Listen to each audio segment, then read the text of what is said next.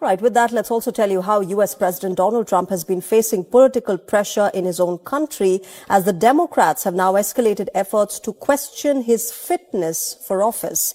Well, more than 85 House and Senate Democrats are now calling for Trump to be either impeached or removed through the 25th Amendment.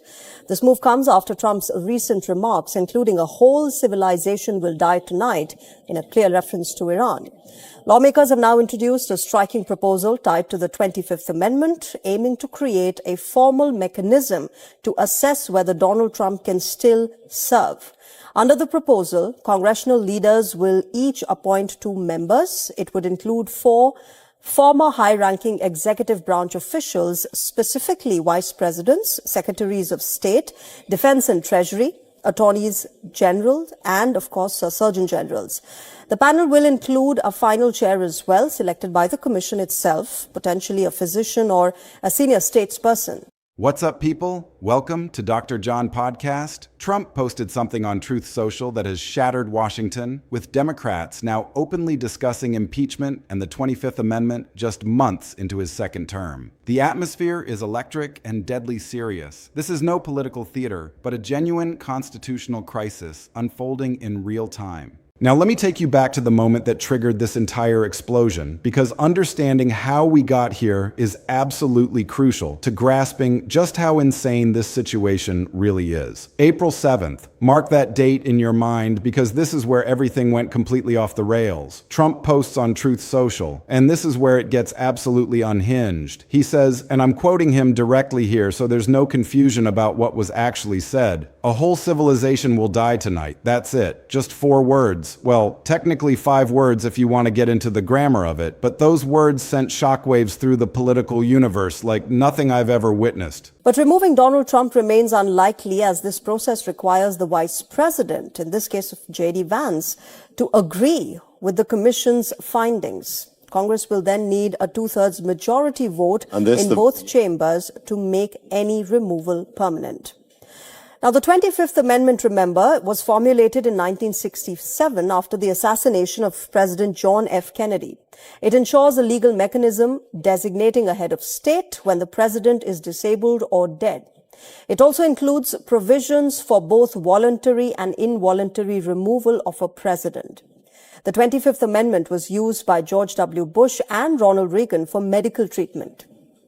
Now, supporters argue this legislation is about preparedness and not politics. The proposal comes as the Senate votes on Wednesday to curb Trump's Iran war powers and ahead of the November midterms that will determine Trump's power in the final 2 years of his presidency. Those words set the entire Democratic caucus on fire. And I don't mean that metaphorically or as some kind of figure of speech. I mean genuinely, literally, they erupted. One single post. That's all it took. One social media update from the President of the United States, and suddenly Democrats are reading that and immediately launching into removal discussions. Not the kind of quiet whispers in back rooms where nobody knows what's being discussed. Not the kind of plotting that happens behind closed doors where nothing ever sees the light of day. No, this was out loud, public, on camera, with senators and House members going on every network they could find and saying we need to impeach this man again, or use the 25th Amendment to remove him if he's mentally unfit. Let that sink in for a moment, because this is genuinely not normal. This is not standard political discourse where both sides argue about policy differences and then go home for dinner. This is existential territory we're wandering into here. And my colleague Susan Teherani joins us live from New York at the moment to get us more on this. Susan, the Democrats, of course, upping the ante against Donald Trump as far as the Iran war is concerned. There is a lot of talk about the 25th Amendment being used. Get us more on how, now, of course, the opposition Democrats are planning to take this forward. Yeah, this is just another, to be honest, blockbuster production brought to you by the same people that carried out 2 impeachments against the president during his first term, and then that January 6th commission that just dragged on, and an absolute nothing burger, for a lack of a better term, to waste everyone's time and resources. As you mentioned, the 25th Amendment was put forth in case a president gets assassinated, is sick, is injured. It wasn't put forth for someone to be removed from office because the other party simply doesn't agree with their policies. And as you mentioned, it's not only that both houses are controlled by the Republicans right now. The Democrats know this isn't going to go anywhere. But is J.D. Vance going to come on board? Is the president... Over 50 Democrats have already gone on record saying this man needs to be removed from office immediately. They're not whispering it, they're shouting it from every platform available to them. Now here's where things get really interesting, because Trump's response to all of this is absolutely fascinating from a strategic standpoint. The man is not backing down, not even slightly, not even a little bit. According to everything coming out of the White House and from his inner circle, he's basically saying the strike is happening. Period. Done. Discussion over. His team is pushing back aggressively against the Democrats, calling them deranged and pointing out that they've been trying to impeach him since day one anyway. And honestly, there's some validity to that argument. Trump's whole angle right now is essentially, yeah, whatever. You hate me anyway. We both know that's the truth. So let's stop pretending this is about Iran and just admit you want me gone no matter what I do. Our cabinet going to come on board. They have to come on board as well. So they know that this is not going to get anywhere, but unfortunately decided to take this course as opposed to more important issues put forth after they had a long recess for Easter. And the first thing that they did, they decided to put on something and put forth something that is absolutely not going to go through. So a lot of Americans are frustrated, understandably, right now. They want Congress to work for them, and they believe that because this is just absolutely, just unlawful in many ways, it's just going to be a waste of time. But it is going to, heat up the midterms and the conversation around that. So the Democrats are hoping they can change the conversation regarding that.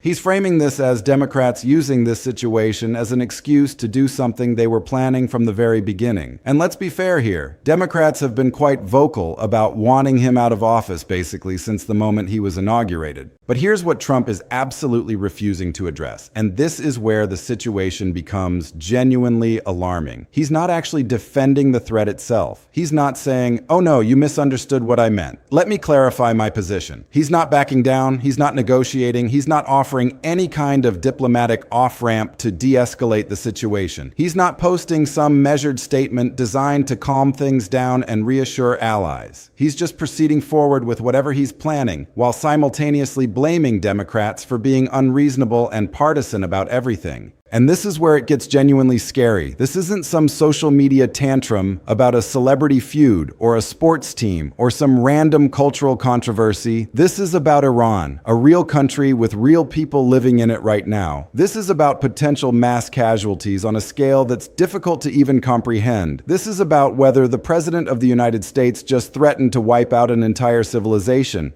I mean, can you seriously believe this? Can you genuinely process that this is where we are in 2026? Democrats in Congress are literally saying that his threat could constitute a war crime. Not like, oh, that's bad optics or that's going to cause diplomatic issues. No, they're using the actual language of war crimes. When you've got Democratic senators and House committee leaders putting out joint statements calling something a war crime, that tells you the temperature in the room has gone from hot to absolutely nuclear. The stakes have just become incredibly high. People are talking about things like constitutional crises and potential crimes against humanity. The rhetoric isn't toning down at all. It's escalating rapidly. And the wildest part, the thing that nobody is really discussing enough, is that this is testing something massive right now. This is testing whether Republicans in Congress will actually defend Trump when he sounds like he's threatening to destroy an entire nation and kill millions of people. Where's the line? Is the line right here, or does it have to get even crazier before Republicans start to push back? Because right now, the GOP is being remarkably quiet. They're not making a big public stand either way. They're just kind of sitting back watching, seeing how all of this plays out. And that silence is actually extremely interesting to observe. Axios is reporting that talk of his impeachment and removal just erupted among Hill Democrats like a volcano. It went from whispers and backroom conversations to full-on public shouting in official statements. Politico is saying Congress is basically absent, with nobody from the Republican side really jumping in to defend the Iran move or pump the brakes on Trump's rhetoric. Representative Al Green has already announced articles of impeachment. That's not a threat. That's not a, we might consider this, or we should think about it. That's done. Articles are drafted. She's moving forward with formal impeachment charges. Meanwhile, other Democrats are pushing the 25th Amendment angle, which is this constitutional tool that allows the vice president and cabinet to declare a president unfit to carry out his duties. But here's the kicker with the 25th Amendment, and this is really important to understand. If Trump says, "No, I'm perfectly fine," it goes to Congress and needs two-thirds majorities in both chambers to actually remove him permanently. So this isn't a quick fix. It's actually quite difficult to pull off in practice. You need a massive supermajority. But the simple fact that Democrats are even floating the 25th means they're telling America publicly that they think this guy might be mentally unfit to hold nuclear codes. That's not normal political fighting. That's not standard partisan bickering. That's existential stuff. That's the kind of thing that fundamentally challenges whether someone should have the most powerful military position on earth. This is serious business that should not be taken lightly by anyone paying attention. Now, most people are looking at this completely wrong. They're seeing it as just Trump being Trump. Like, oh, he said something crazy. Democrats freaked out. It's just another Tuesday in American politics. Nothing to see here, right? Business as usual. But that's not what's actually happening. Not even close. This is about something way bigger and way more significant than just a random political outburst. This is about the fundamental structure of how American government actually works. This is about whether the Constitution itself still matters or whether we've entered some new phase of presidential power that the founders never could have imagined. Let me explain why this matters so much and why people are freaking out the way they are. First, let's talk about the actual threat itself and what Trump actually said. He posted that a whole civilization will die tonight, and he was clearly referring to Iran. Now, when you say something like that as the President of the United States, it's not abstract. It's not just political rhetoric or campaign talk. It's not hyperbole or exaggeration for effect. That's a direct threat. That's him saying, if you don't do what I want, I will use military force to destroy your civilization tonight. Not eventually. Not sometime in the future. Tonight. That phrasing is incredibly specific and very deliberate. The word choice matters here because it shows urgency and immediacy. It shows that something is about to happen very soon, not at some vague point in the future. And that's where it gets genuinely dark and scary, because Iran is a real country with real people living in it right now. We're not talking about fantasy scenarios or hypothetical situations. We're talking about a nation of roughly 90 million actual human beings. Real families, real children, real people just trying to live their lives. And the president just said that millions of them might be dying tonight.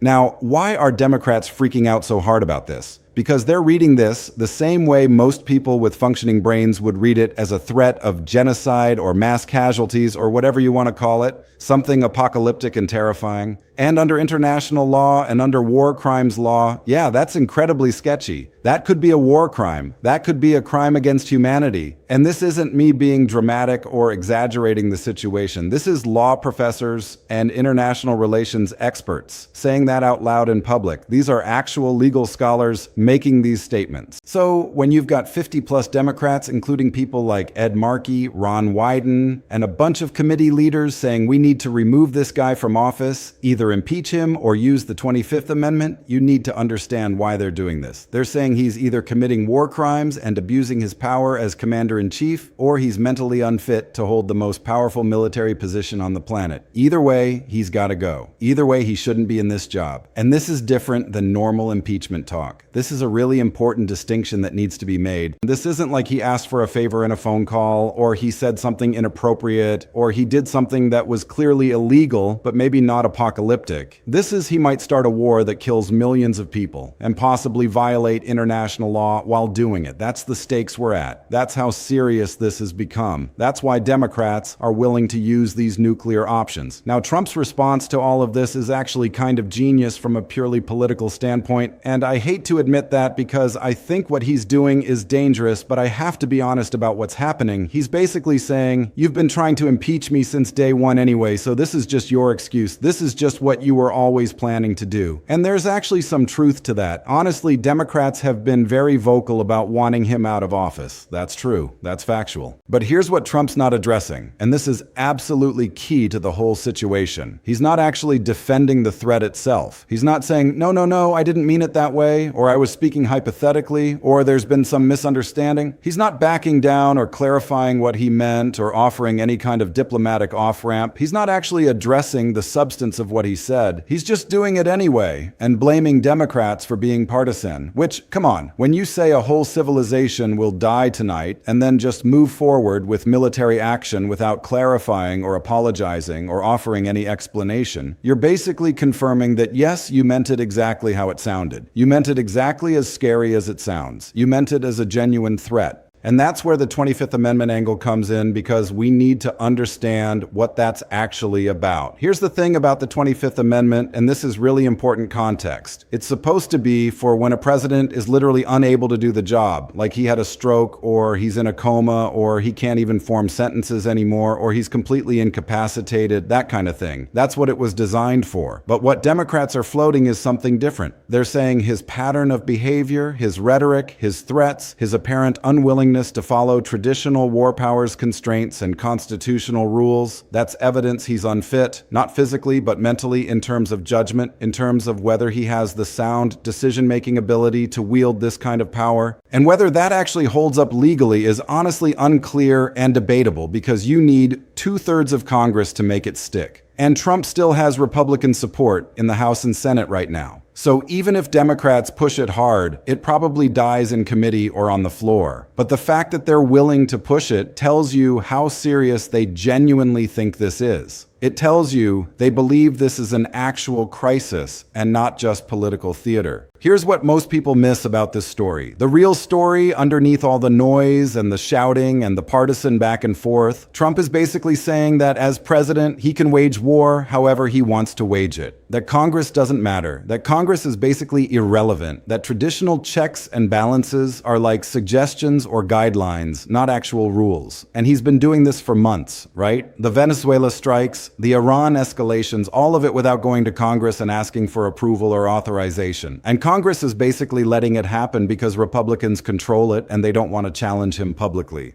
But here's where it gets interesting, and this is the part that actually matters for the 2026 elections. If this escalates, if there are actually massive casualties, if this becomes a full-blown war that drags on for years, the political math changes fundamentally. Suddenly, Republicans can't just defend Trump because their voters are going to ask, why did we let one guy drag us into another war without a congressional vote? That's what happened with Iraq. Remember, Bush went to Congress. It was messy, but he did it. He went through the formal process, and even then, it became this huge liability for Republicans in subsequent elections. Now, imagine Trump doing it without Congress at all, and then people are dying, and Democrats are saying, we tried to stop this, but Republicans voted against impeachment. That's a 2026 attack ad that basically writes itself. That's political gold for Democrats. So even though Republicans look solid right now in defending Trump and staying loyal, there's actually a lot of risk for them if this goes sideways and becomes a disaster. And they probably know that, which might be why they're being kind of quiet instead of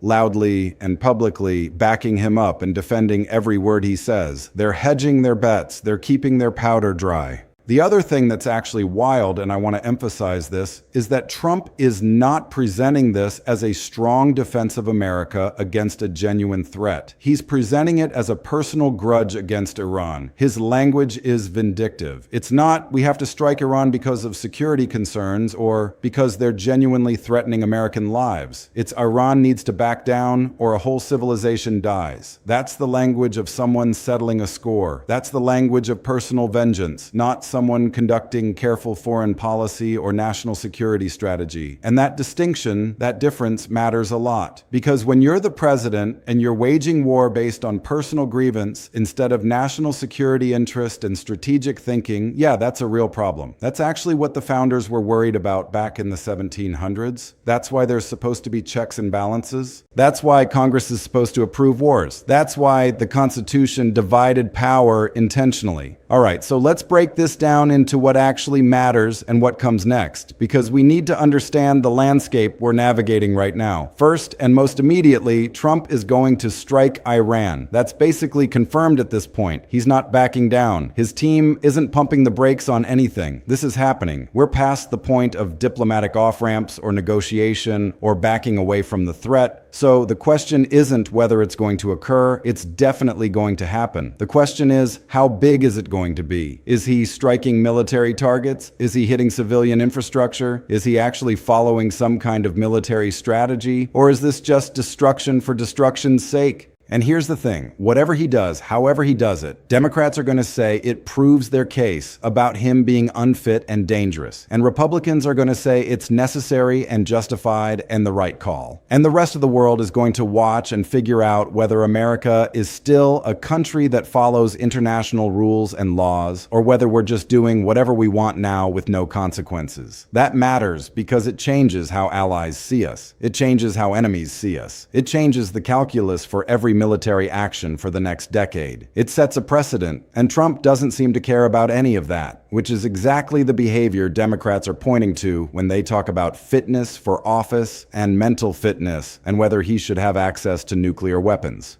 Second, and this is the legal framework for everything that's happening, we need to talk about war powers and presidential overreach. Here's what's been building for months in the background. Trump has basically been ignoring Congress on war decisions and military action. He struck in Venezuela without approval. He's escalated in the Middle East without congressional votes. And Congress has just let it happen. Republicans don't want to challenge him because he's popular with their base. Democrats don't have the votes to stop it because Republicans control both chambers.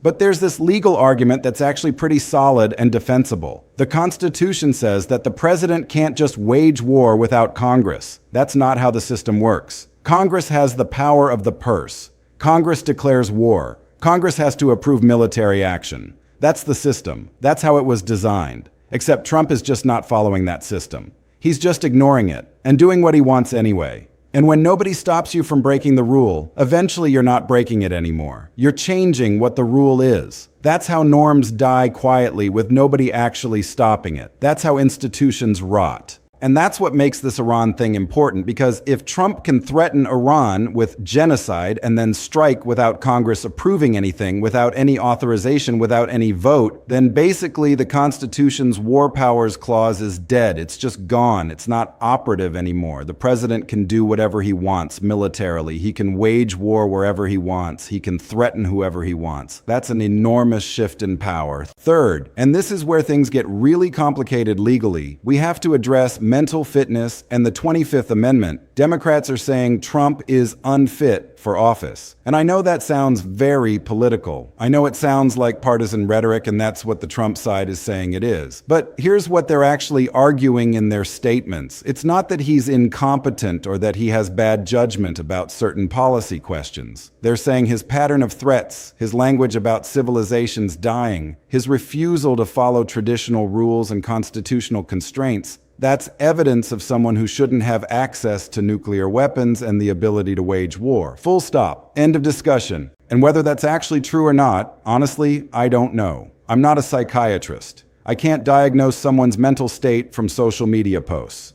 But the 25th Amendment exists for this exact reason. If a president is genuinely unable to do the job safely, if he's a threat to national security, there's a mechanism to remove him. It's built into the Constitution. The problem is, and this is really important because it determines whether this actually works, it requires 2/3 of Congress to make it permanent. So even if every single Democrat voted for it, you need like 67 senators or 290 House members. You need a supermajority. And Republicans control both chambers right now. So unless Republicans turn on Trump, which they're not showing any signs of doing, the 25th doesn't actually happen. But the fact that Democrats are willing to float it and propose it, that's them saying, we think this is that serious. That's a huge statement to make. That's them saying, we believe the Republic is genuinely in danger. Fourth, and this is where it gets really interesting for midterm politics, we have to consider the political consequences. Here's where this gets actually spicy and relevant to 2026. If Democrats push impeachment hard and Republicans vote it down, which they almost certainly will because they control Congress, then in 2026 midterms, Democrats can say, We tried to stop this president from going too far. We tried to enforce checks and balances. Republicans voted to let him continue unchecked. That becomes an attack ad. That becomes a message they can run on. But if Trump actually starts a huge war, if casualties are massive, if Americans are dying, if this drags on for months or years, suddenly the 2026 midterms become a referendum on Trump's foreign policy and his recklessness. And Republicans might not want that kind of election where they're forced to defend going to war without a vote. And that's the real pressure here that nobody's talking about. It's not that impeachment is going to work. It's not that the 25th Amendment is going to pass. It's that Democrats are forcing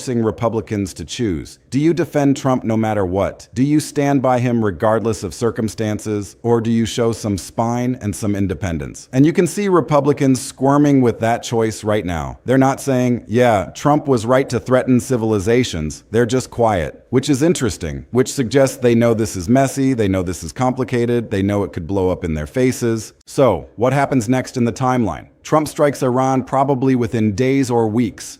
Democrats push impeachment articles forward. They introduce them formally. Republicans vote them down because they have the votes. Life goes on the surface, except the relationship between the branches of government has fundamentally changed. The president has set a precedent. A president threatened mass casualties and was allowed to follow through without any real consequences except some votes in Congress. That matters. That matters a lot. That's the kind of thing historians look back on decades later and go, yeah, that's when America stopped being a checks and balances system and started being more of a one-man show. And maybe that's fine. Maybe you think Trump should have more power. Maybe you think the presidency is too constrained by Congress. But understand what you're accepting if you take that position. You're accepting that whoever follows him, whoever comes after Trump has the same power. You're accepting that any future president can wage war without Congress. You're accepting that any president can threaten whatever they want. You're accepting that threats of genocide are just political speech. Now that's the real story here, not Trump versus Democrats. But whether the system itself,